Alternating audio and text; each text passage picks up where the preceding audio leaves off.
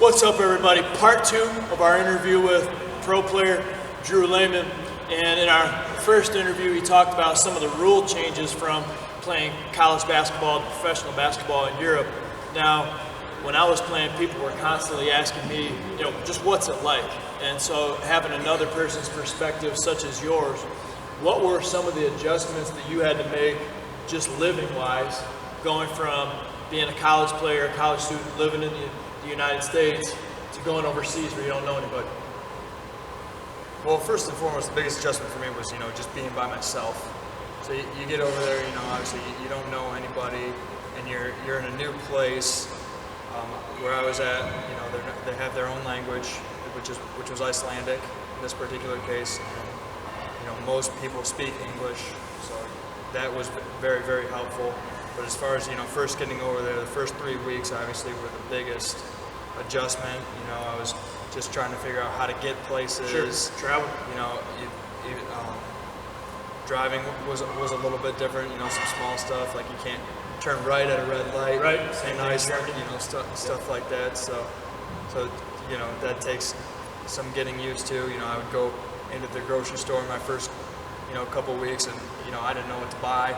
Sure. I was trying to read labels and that kind of thing. You're at the grocery store looking at food and you don't even know what it is. Right.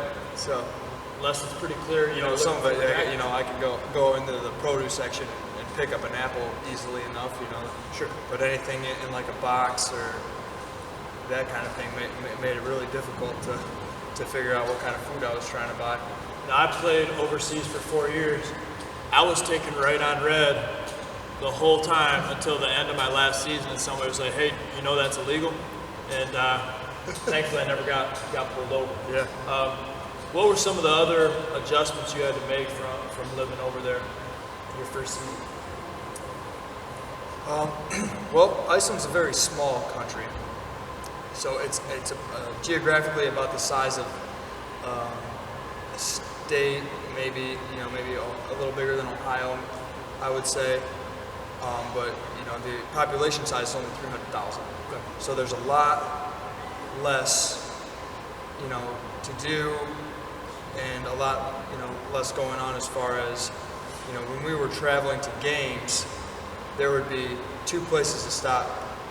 The city I was from, most of our games were about 4.5 hour travels, and there would be 2 places to stop at the entire trip. So basically 1 place to eat. Yep. So, it's not like, driving on a highway here where you can grab off. Every few miles you can stop. You can stop and Get you can gas, get gas, you can get food.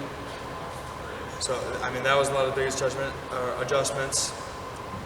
Everything closes really early. Yep. So, around 8, 9 o'clock, if you want to go get something to eat, you might be out of luck. So, grocery stores close at 6. That kind of thing, so everything's open, obviously a lot later here. You got your Walmart, Meijer. Sure. You can go in there at 3 in the morning if you need to go get something, but so it's stuff like that.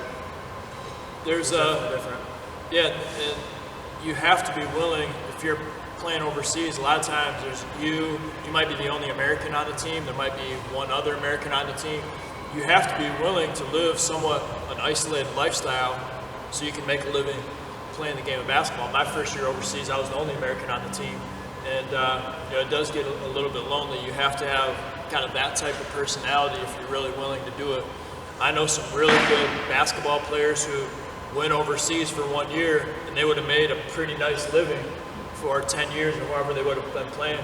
They couldn't handle the adjustment. They couldn't handle the driving, the shopping for food, the fact that they weren't always around their family and friends. And I'll tell you, if you're looking to play basketball overseas, that's a huge adjustment that you have to make. The basketball is the easy part. And that's what everyone that I've talked to has said. Going over there and actually competing and playing well is generally the easiest part. But guys that generally don't make it, don't really enjoy where they're at, or have a tough time with, like you said, all that stuff, being alone and having to go out and do things by themselves. So if you're looking to play professionally overseas, make sure you have a good understanding of the fact that it is a lifestyle change. You may still be getting paid, or may now getting paid to play the game of basketball that you were playing in college for free. You got your scholarship, obviously, hopefully. But you have to be willing to make that lifestyle change and change your life in a lot of other ways to do what you're passionate about, and do what you love. That's part 2 of our interview with pro player Drew Lehman. Have a great day. I'll see you later.